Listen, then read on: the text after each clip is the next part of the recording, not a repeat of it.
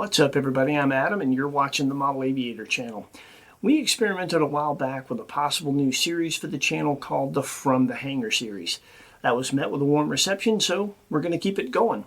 The From the Hangar series features some of the unique pieces in our hangar. Some are airplanes that are still available, but they've been around for years and years. And doing another review on something that's already been reviewed 150 times just doesn't make a whole lot of sense. Others are airplanes like this. Airplanes that have been discontinued for a long time, but we still maintain them and fly them.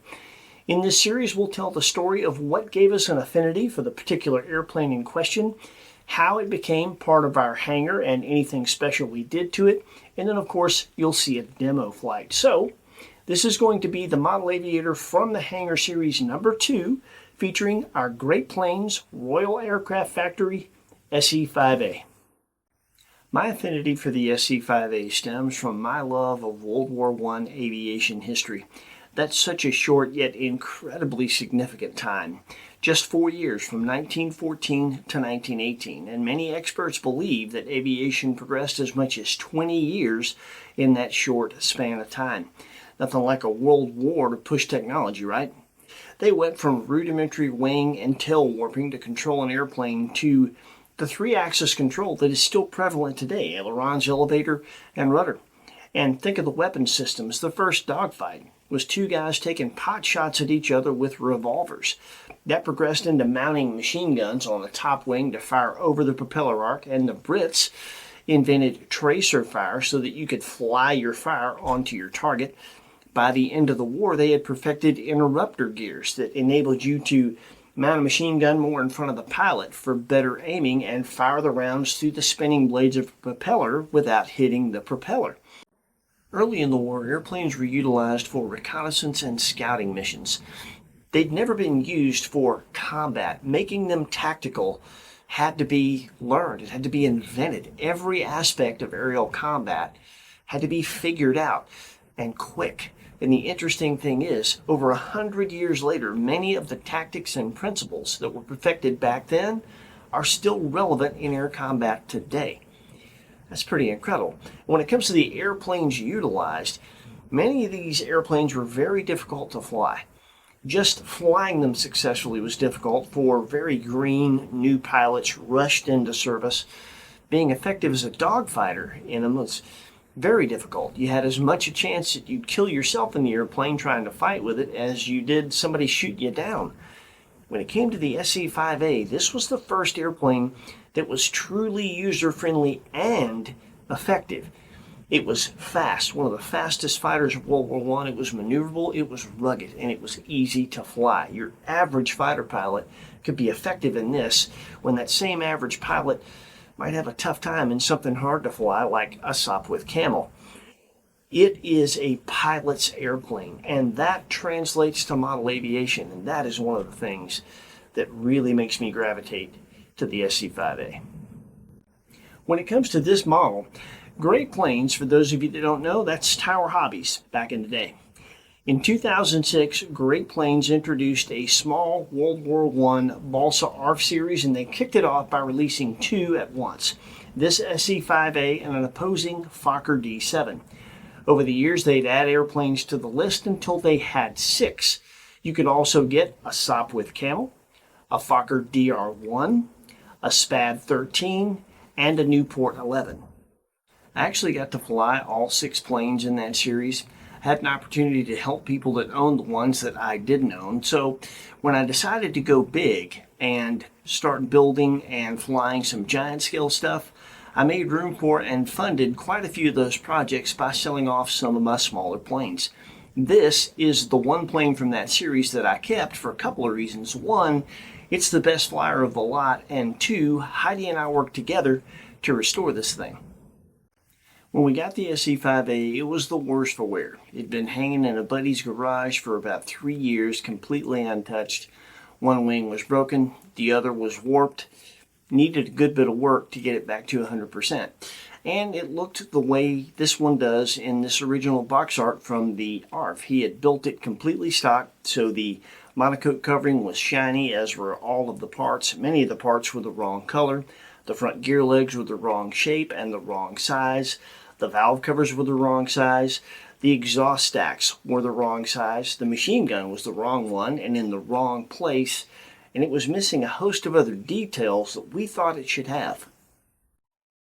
We got to work straight away on the restoration. I took the entire airframe down, made all the necessary repairs to the airframe, and then took steel wool to all of the plastic covering, kind of sanded it with that to take the shine off of it, and then added a Krylon dull coat to make it look like fabric. It came out pretty good. Then we started modifying things, and Heidi did her magic with the paint. I made the landing gear the proper size. We made the valve covers a proper size, fashioned some exhaust stacks the proper size, fabricated a gun sight, a windscreen, and put the right machine gun in the right place, used rubber fuel tubing around the cockpit to simulate the leather, and of course Heidi painted it to look like leather. She painted the pilot figure and added the scarf, fashioned the proper tail skid, and of course put flying wires on it. And Heidi made sure in the paintwork that she made all the pieces that are supposed to be wood actually look like wood. And I have to say, I think this thing came out pretty good.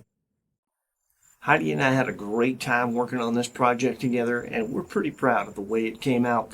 Looks great, flies as good as it looks, and Heidi doesn't mind filming it because it's not a speedster, so we really enjoy this airplane to this day.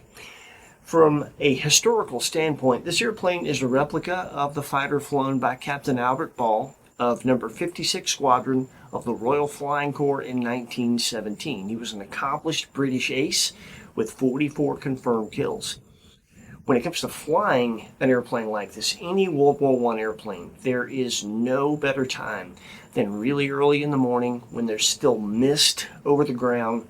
It's called dawn patrol, and that's just a great time to fly a World War I historic airplane like this, and that's exactly what we did. And that's what you're going to see now, dawn patrol with our Great Plains S.E.5A. Hope you enjoy it. Thanks for watching. If you need anything from our affiliates, we'll put the links in the description. When you go through those, it helps us out, and we appreciate that. Enjoy the dawn patrol. We'll see you next week with something cool with wings.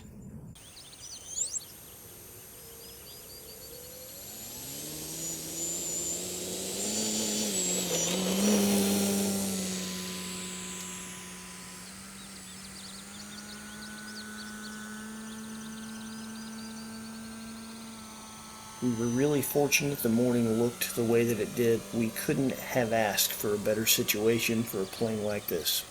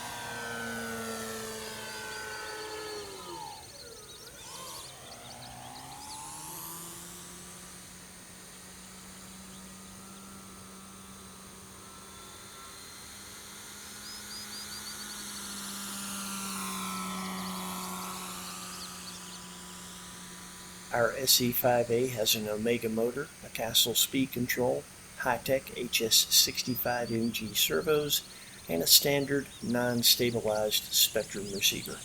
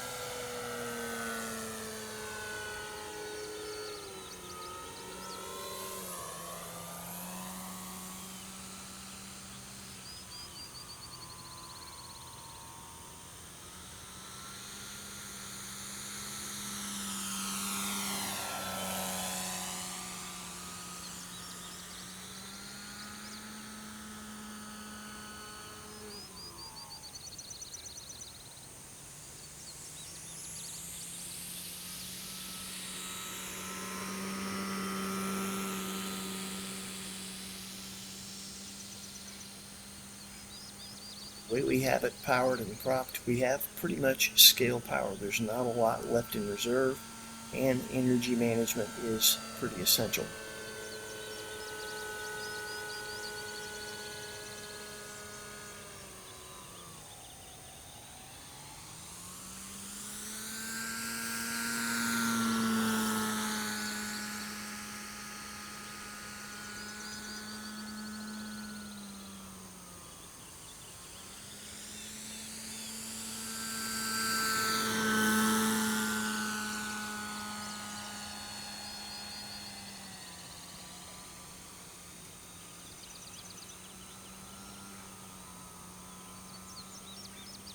Like every other World War I fighter I've flown, the S.E.5A requires a lot of rudder and coordinated turns.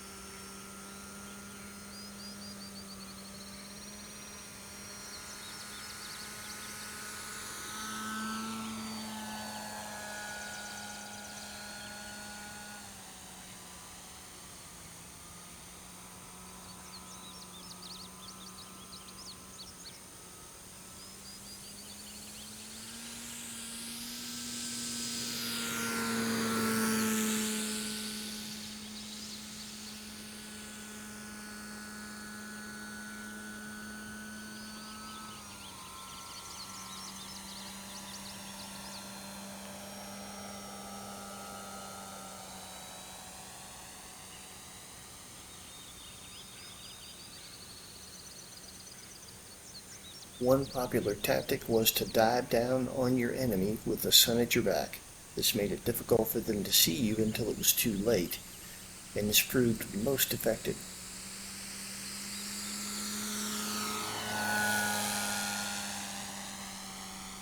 The average life expectancy of a World War I fighter pilot was 6 weeks. If you lived to land, you'd done all right, and the S.E.5A gave you a better than average chance of doing just that.